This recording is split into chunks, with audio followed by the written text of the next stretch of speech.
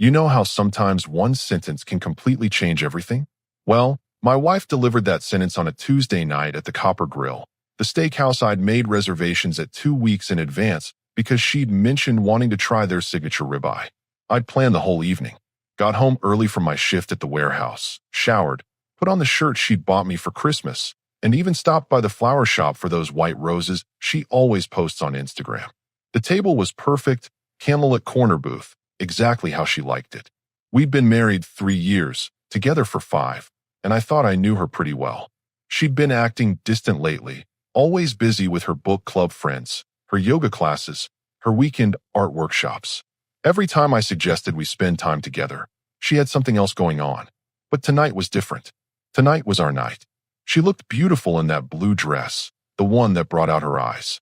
We ordered wine, shared an appetizer, talked about her new promotion at the marketing firm. Everything seemed normal until dessert arrived. That's when she dropped it.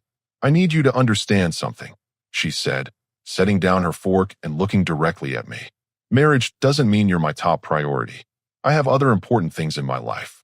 The words hit me like a cold slap. I sat there, tiramisu halfway to my mouth, trying to process what I'd just heard. Other couples around us were laughing, clinking glasses, having normal conversations. Meanwhile, my wife had just informed me that our marriage wasn't her priority. "What exactly does that mean?" I asked, keeping my voice steady. She leaned back in her chair, completely comfortable with what she'd just said. "It means I'm not going to drop everything just because you want to spend time together. I have my career, my friends, my personal goals. You can't expect me to revolve my life around being your wife." I took a sip of wine, buying myself time to think. Part of me wanted to argue, to point out all the times I'd rearranged my schedule for her events, all the plans I'd canceled when she needed support, all the ways I'd made our marriage my priority. But something told me to take a different approach. "You're absolutely right," I said calmly. "Priorities are personal." She blinked, clearly expecting pushback. "Exactly. I'm glad you understand." I signaled for the check. "I do understand. More than you realize." The drive home was quiet. She scrolled through her phone while I processed everything. By the time we pulled into our driveway, I'd made a decision. If marriage wasn't her priority, then it didn't have to be mine either. That night, while she was in the bathroom doing her skincare routine, I sat on the edge of our bed thinking about what she'd really told me. It wasn't just about time or attention. She'd essentially said that being my wife wasn't important enough to influence her decisions, that our partnership came second to everything else in her life.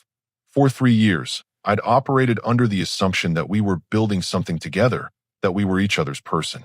Apparently, I'd been wrong. She came out of the bathroom in her silk pajamas, acting like nothing had happened. "Did you set the alarm?" "Yeah," I replied, watching her climb into bed. "Good. I have that early meeting with the design team tomorrow." She kissed my cheek, turned off her bedside lamp, and settled in for sleep. Just another Tuesday night for her. But for me, it was the night everything changed. I stared at the ceiling, listening to her breathing even out as she fell asleep. Tomorrow, I decided, I'd start living according to my own priorities. After all, as she'd pointed out, priorities are personal. And my priorities were about to shift dramatically. The funny thing about declarations like hers is that they work both ways. She'd just taught me that marriage doesn't require sacrifice, that personal goals come first, that partners don't need to be each other's priority. I was about to become a very good student. The next morning started like any other, except it wasn't. She rushed around getting ready for her early meeting, grabbing coffee and a granola bar while I sat at the kitchen table with my own coffee, watching her routine. "Don't forget, my book club is hosting that charity event on Saturday," she said, checking her phone. "It starts at 7. Normally, I would have already cleared my Saturday night. Would have turned down any plans to support her event. But this time, I just nodded and said, 'Hope it goes well.'" She paused, looking at me over her phone. "You'll be there, right?" "I'll have to check my schedule," I replied, taking another sip of coffee. She stared at me for a moment, then shrugged. "Okay, well, let me know." And with that, she was gone. The first change I made was small but significant. My buddy from work had been inviting me to Friday happy hours for months. Every time, I'd decline because Friday was our usual date night, or she had some event she wanted me to attend, or she just preferred having me home. That afternoon, when he asked again, I said yes. "Really?" he said, genuinely surprised. You sure your wife won't mind? Priorities are personal, I replied, and meant it. Friday came, and instead of asking what she wanted to do for dinner, I simply told her I had plans. She looked confused but didn't argue. I spent 3 hours at Murphy's Tavern with the guys from work, talking sports, laughing at stupid jokes, and remembering what it felt like to just be myself instead of half of a couple.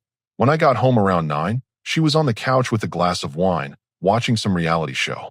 "How was your evening?" she asked, not looking away from the TV. "Good. How was yours?" "Fine." That was it. No drama, no accusations, no guilt trips. Just two people living their separate lives under the same roof. The second change was bigger. Over the weekend, while she was at her yoga class, I called my insurance agent. The conversation was brief and professional. "I need to make some changes to my life insurance policy," I told him. "Of course. What kind of changes?" "I want to remove my wife as the beneficiary and split it between my parents and my brother instead." There was a pause. "Are you sure about this?" "Completely sure. I'll need you to come in and sign some paperwork." "How about Monday afternoon?" "Perfect." Monday afternoon, I sat in his office, signing documents that effectively removed her from my financial future. It felt strange, but also liberating. If marriage wasn't her priority, then she didn't need to benefit from mine. The third change happened gradually. When she mentioned her book club's weekend trip to Napa Valley, I didn't automatically block out those dates to miss her. Instead, I made my own plans.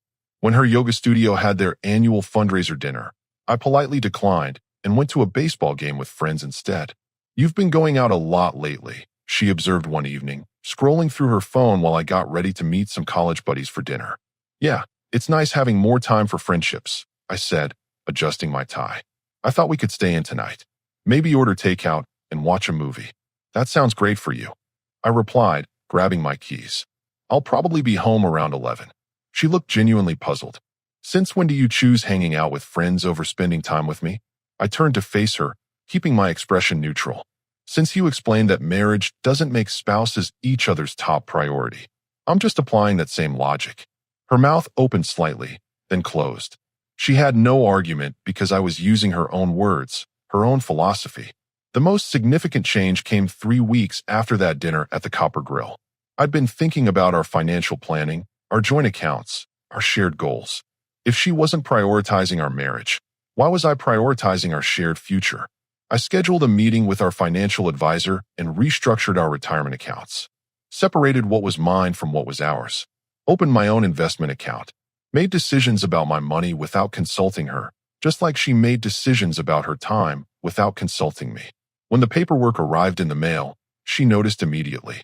"What's this?" she asked, holding up the envelope from our investment firm. "Just some account changes," I said, not looking up from my laptop. "What kind of changes?" "Personal ones." She opened the envelope and spent several minutes reading through the documents. I could feel her staring at me, trying to process what she was seeing. "You moved half our retirement savings into an individual account." "My retirement savings," I corrected, "into my individual account. But we're married. We plan these things together." I finally looked up from my laptop, giving her the same calm expression I'd worn at dinner that night. "According to you, marriage doesn't make us each other's priority. So I figured we should plan our futures individually too." She set the papers down on the coffee table, her hands shaking slightly. "That's not what I meant." "What did you mean then?" She struggled for words, opening and closing her mouth like she was trying to find an argument that made sense. But there wasn't one.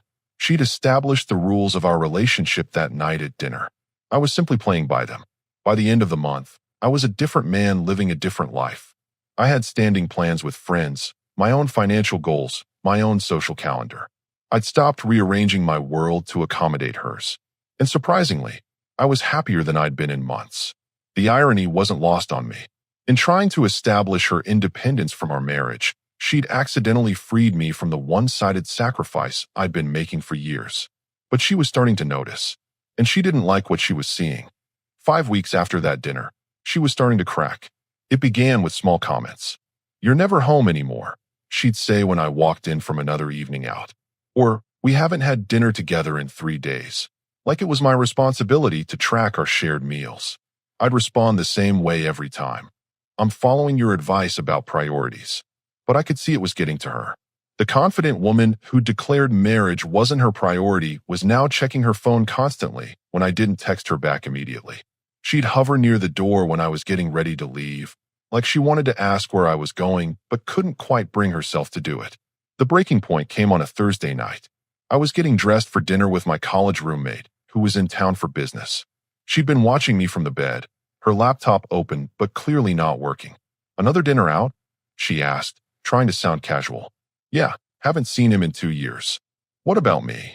I paused, shirt halfway buttoned. "What about you?" "Well, I'm here. We could order pizza, watch that show we've been meaning to catch up on." I finished buttoning my shirt and reached for my jacket. "You can still do that. You don't need me there to enjoy your evening. But I want you there." The words hung in the air between us.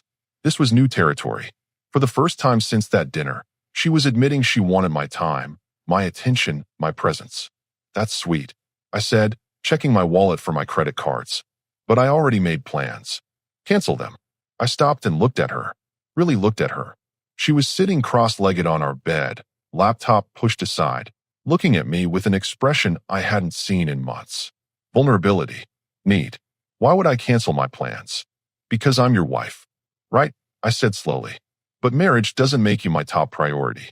You explained that to me pretty clearly." She flinched like I'd slapped her. "That's not fair." "What's not fair about it?" "I'm living exactly how you said we should live. Independent. Personal priorities first. Isn't this what you wanted?" She opened her mouth to argue, then closed it. Because what could she say? That she wanted me to prioritize her while she didn't prioritize me? That marriage should matter to me even though it didn't matter to her? I grabbed my keys from the dresser. "I'll be home around 10. "Wait." Her voice was smaller now. "Can we talk when you get back? If you're still awake." Dinner with my friend was great. We talked about his new job in Seattle, his recent breakup, the old days when we thought we had everything figured out. He noticed I seemed different, more relaxed. "Marriage suits you," he said over dessert. I almost laughed. "Does it?" "Yeah, you seem more confident. Less stressed than you were a few years ago." If only he knew. The confidence wasn't coming from marriage. It was coming from finally standing up for myself within it. When I got home at 10:15, she was still awake, sitting on the couch with a glass of wine and her phone face down beside her. She'd changed into those gray sweatpants she wore when she was feeling insecure. "How was dinner?" she asked. "Good. How was your evening?" "Boring." She took a sip of wine, then looked at me directly. "I've been thinking about what you said earlier." I sat down in the armchair across from her, not on the couch beside her like I used to. "What about it?" "You're angry with me." "I'm not angry." "Then what is this?" She gestured between us. "This distance, this coldness. You're punishing me." I leaned back in the chair, considering her words. "I'm not punishing you. I'm protecting myself." "From what?" "From being the only person in this marriage who actually treats it like a marriage." She set down her wine glass, her hands trembling slightly. "That's not true, isn't it? When's the last time you changed your plans for me? When's the last time you chose spending time with me over something else you wanted to do?" The silence stretched between us. She couldn't answer because we both knew the truth. "I work hard," she said finally. "I have goals, ambitions. I can't just drop everything to be at your beck and call." "I never asked you to drop everything. I asked you to include me in your priorities." "There's a difference." "I do include you." "Do you?" "Because 5 weeks ago you made it very clear that marriage doesn't make me your priority. So I decided marriage doesn't make you mine either." She was crying now, quiet tears that she kept wiping away with the back of her hand. "I didn't mean it like that." "How did you mean it then?" "I meant that I'm still my own person, that I have my own life. And now I have mine." She looked up at me, mascara smudged under her eyes. "Is this how it's going to be? We're just roommates who share a bed." "I don't know," I said honestly. "You set the rules. I'm just following them. I want to change the rules." "Why?" The question caught her off guard. "Because I miss you. You miss having someone who makes you their priority while not having to do the same in return." "That's not what I miss." "Then what?" She was quiet for a long moment, staring at her hands. When she finally spoke, her voice was barely above a whisper. "I miss feeling like we're a team." I stood up from the chair. "We can't be a team when only one person is playing for the team." As I headed toward the stairs, she called after me. "Where are you going?" "To bed. I have an early morning." "With who?" I paused on the bottom step. "With myself. To the gym." Because apparently, personal priorities come first. I left her sitting there with her wine and her tears, finally getting a taste of what it felt like to not be someone's priority. The irony was delicious. She'd wanted independence, and now she had it. She just hadn't realized that independence worked both ways. The explosion happened on a Sunday morning, and honestly, I saw it coming from a mile away. I was in the kitchen making coffee and scanning through ESPN on my phone when she stormed in wearing that same ratty, oversized t-shirt she'd slept in. Her hair was a mess, and she had that wild look in her eyes that meant she'd been lying awake thinking all night. "I feel invisible to you," she shouted, slamming her palm on the counter. I looked up from my phone calmly. "Good morning to you too. Don't you dare act like this is normal." Her voice was shaking with frustration. "We've been together for 5 years, married for 3, and now you treat me like I'm some random roommate you barely tolerate." I took a sip of my coffee, letting her words hang in the air. Interesting choice of words. What's that supposed to mean? "You feel invisible," I said, setting down my mug. "But weren't you the one who said marriage doesn't make you my top priority? That you have other important things?" Her face flushed red. "That doesn't mean I want to be ignored. I'm not ignoring you. I'm treating you exactly how you said you wanted to be treated. As an independent person with your own priorities who doesn't need her husband's constant attention." "You're twisting my words." I leaned against the counter, studying her face. She looked desperate, frantic even. This was a woman who was used to having her cake and eating it too, and now she was discovering that actions have consequences. Am I? Because I remember that conversation pretty clearly. "You said marriage doesn't mean you're my top priority. You said you have other important things. You said I can't expect you to revolve your life around being my wife." I was talking about balance. Were you? Because it sounded like you were talking about hierarchy, and you made it pretty clear where I ranked. She ran her hands through her hair, pacing around the kitchen like a caged animal. "This is ridiculous. You're acting like a child." "Actually, I'm acting like an adult who learned a valuable lesson about relationships. You taught me that priority streets go both ways." That stopped her pacing. "What does that mean?" "It means you can't demand to be someone's priority while refusing to make them yours. It doesn't work that way." "I never said you weren't my priority." I raised an eyebrow. "Didn't you?" "Because when I asked what your statement meant, you said you wouldn't drop everything just because I wanted to spend time together. You said you had your career, your friends, your personal goals. You said I couldn't expect you to revolve your life around being my wife." She opened her mouth to argue, then closed it. Because I was quoting her exactly, word for word, and she knew it. "That's different," she said weakly. "How is it different?" "Because..." She struggled, grasping for an explanation that would make sense. "Because I didn't mean I don't care about you. And I don't mean I don't care about you either. I just care about me too now. You taught me that's okay. Stop saying I taught you things. But you did. You taught me that marriage is just a piece of paper that doesn't change how we prioritize our lives. You taught me that personal goals come first. You taught me that wanting my spouse's time and attention was unreasonable. I never said that. You said I couldn't expect you to drop everything to spend time with me. How is that different from what I'm doing now?" She slammed her hand on the counter again, but this time it was more defeated than angry. "Because it's different when you do it." I couldn't help but laugh, which made her even more furious. "Don't you dare laugh at me. I'm not laughing at you. I'm laughing at the situation. Do you hear yourself right now? It's different when I do it. Why? Because you're allowed to have boundaries and priorities, but I'm not. That's not what I meant." "Then what did you mean?" "Because from where I'm standing, it looks like you wanted the freedom to put yourself first while expecting me to put you first. And now that I'm putting myself first too, you don't like how it feels." She was crying now, angry tears streaming down her face. "I miss my husband. Your husband is right here. He's just not your personal assistant anymore. You used to care about my events, my friends, my interests. I still care. I just don't make them my responsibility anymore. There's a difference. This isn't how marriage is supposed to work." I set down my coffee mug and looked at her directly. "You're absolutely right. Marriage isn't supposed to work like this. Marriage is supposed to be two people making each other a priority, supporting each other's goals, and building a life together. But that's not what you wanted." "Yes, it is." "No, it's not. What you wanted was for me to make you a priority while you kept all your options open. You wanted to be free to choose your book club over our date nights, your yoga retreats over our weekend plans, your personal goals over our shared ones. And you wanted me to be okay with always coming second." She leaned against the refrigerator, her shoulders shaking. I just wanted to maintain my independence. And you have it.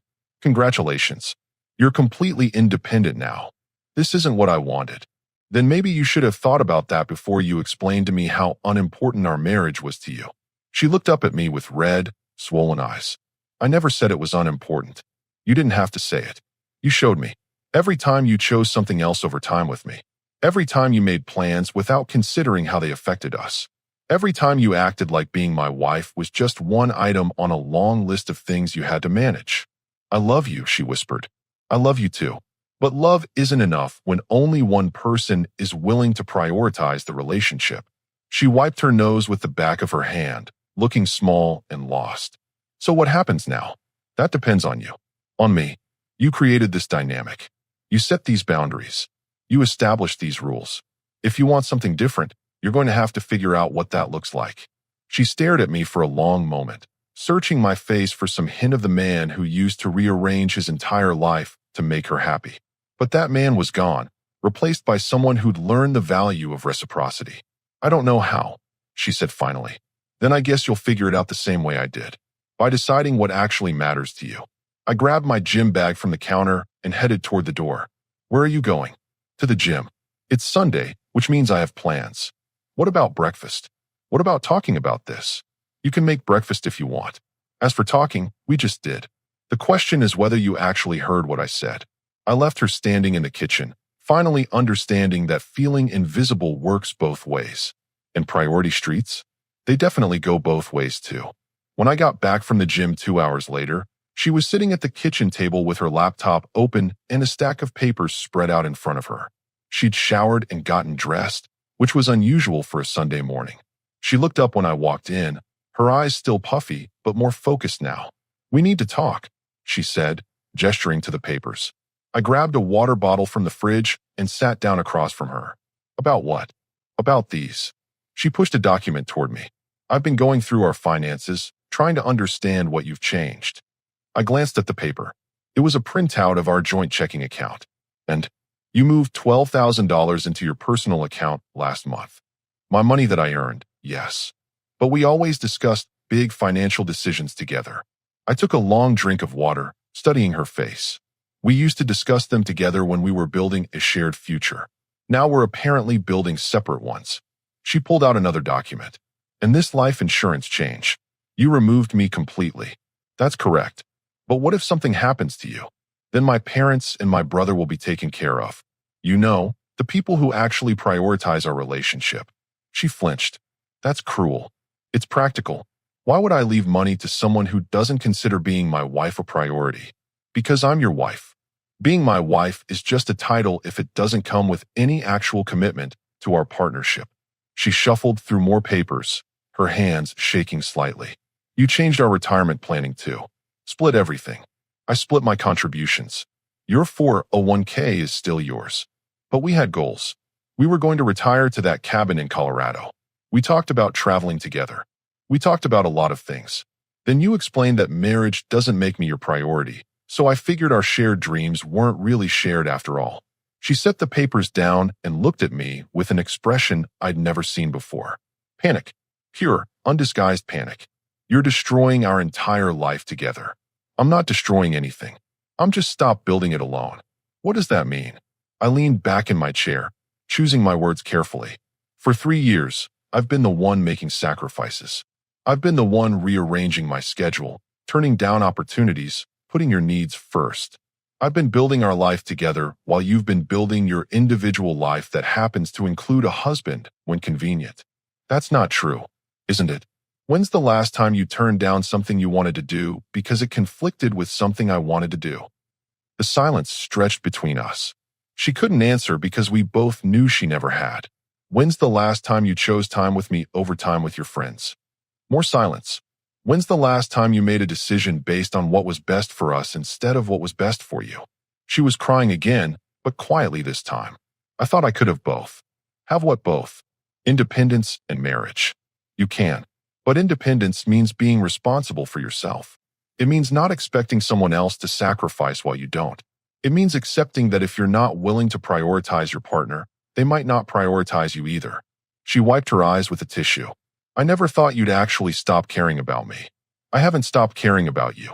I've stopped making you my only priority while being none of yours. But you were happy. We were happy. I was happy making you happy. There's a difference.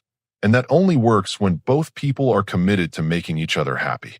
She stared at the financial documents spread across the table. So this is it. You've just decided we're done.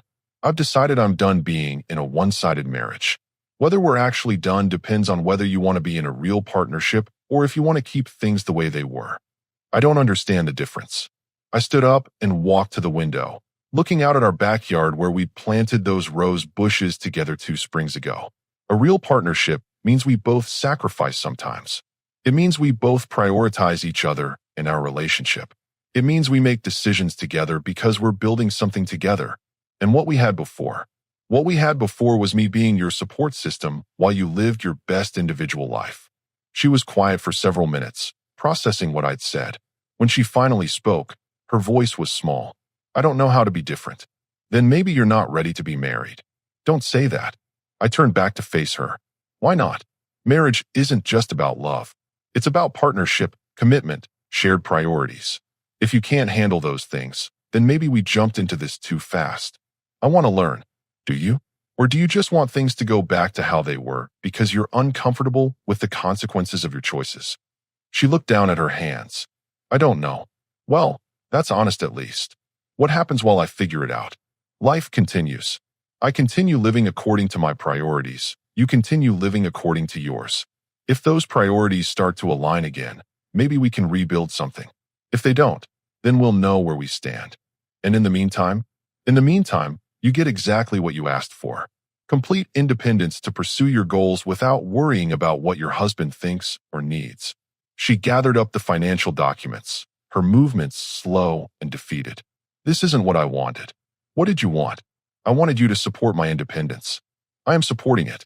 I'm just not subsidizing it anymore. She looked confused. What's the difference? Supporting your independence means cheering you on while you build your own life. Subsidizing it means sacrificing my own needs so you can have everything you want without having to choose or compromise. I never asked you to sacrifice anything. You didn't have to ask. I volunteered. But volunteers can stop volunteering when they realize the cause doesn't care about them. She closed her laptop and stacked the papers neatly. I need time to think. Take all the time you need. But understand that while you're thinking, I'm living. And I'm not putting my life on hold waiting for you to decide whether our marriage matters to you or not. As she left the kitchen, she paused in the doorway. Do you still love me? Yes. But love without respect and partnership isn't enough to build a marriage on. And if I can't figure out how to be different, then we'll both be free to find partners who share our priorities. She stood there for another moment, then walked away. I heard her footsteps on the stairs, then the sound of our bedroom door closing. I sat back down at the table, looking at the financial documents she'd left behind. Numbers don't lie. They showed exactly what I'd done, separated my future from hers until she decided whether she wanted to build a shared one. The ball was in her court now. The question was whether she'd actually pick it up and play, or if she'd keep expecting me to play for both of us. 3 weeks later, everything changed. I came home from work on a Friday to find her in the kitchen making dinner. Not ordering takeout, not heating up leftovers, but actually cooking. She'd changed out of her work clothes into jeans and a sweater, and she looked nervous. I canceled my book club tonight, she said without looking up from the stove. I set my keys on the counter. Why? Because I wanted to cook dinner for my husband. The words hung in the air. Not, I wanted to cook dinner. Not, I thought we could eat together. She'd said, my husband, like it actually meant something to her. Smells good, I said, genuinely meaning it. Over dinner, she did something she hadn't done in months. She asked about my day, really asked, with follow-up questions and actual interest in my answers. She told me about her work projects, but instead of just listing her achievements, she talked about how they affected our finances, our future. I've been thinking about what you said, she said over dessert, about priorities and partnership. And you were right. I wanted all the benefits of marriage without any of the responsibilities. I didn't respond immediately. Words were easy. I'd learned that actions mattered more. I know you don't trust me yet, she continued. I know I have to prove I've changed, but I want to try. What does that look like? She took a deep breath. It looks like making us a priority. Really making us a priority. It looks like considering you when I make decisions. It looks like being a partner instead of just a roommate who shares expenses. Those are nice words. I know they're just words right now, but I want to show you. Over the next month, she did show me. She turned down a weekend yoga retreat to stay home with me. She rescheduled a book club meeting that conflicted with the dinner I'd planned. She started asking about my friends, my interests, my goals. But the real moment came on a quiet Sunday morning. We were having coffee and reading the newspaper when she said something that stopped me cold. I've been thinking about having a baby. I looked up from the sports section. What? A baby? Us having a baby? This was the woman who'd always said she wasn't ready, that her career came first, that children would limit her freedom. Why now? She set down her coffee and looked at me directly. Because I realized that building a life with someone means actually building it together. And I want to build something with you. Are you sure? Because 6 months ago you said kids would interfere with your personal goals. 6 months ago, I thought personal goals and marriage goals were separate things. I was wrong. We talked for hours that day. About children, about our future, about what kind of partnership we wanted to build. For the first time in our relationship, she talked about we more than I. I know I hurt you, she said as the sun was setting. I know I made you feel like you didn't matter to me, but you do matter, more than anything. How do I know this isn't just because you don't like the consequences of your choices? Because I'm not asking you to go back to how things were. I'm asking if we can build something new, something better. I studied her face, looking for the self-centered woman who declared marriage wasn't her priority. She was still there, but she seemed smaller somehow. Humbled. What about your independence? I figured out that real independence means choosing who and what matters to you. And you matter to me. Our marriage matters to me. 6 months later, she was pregnant. Not because I demanded it, but because she genuinely wanted to build a family with me. She'd learned what I tried to teach her through my actions. Priority streets really do go both ways. The woman who once said marriage didn't make me her priority now introduces me as the most important person in my life. Sometimes people need to lose something to understand its value. Sometimes they need to feel invisible to understand what visibility means. And sometimes they need to learn that getting what you ask for isn't always what you actually want. She got her independence. Then she chose to share it with me.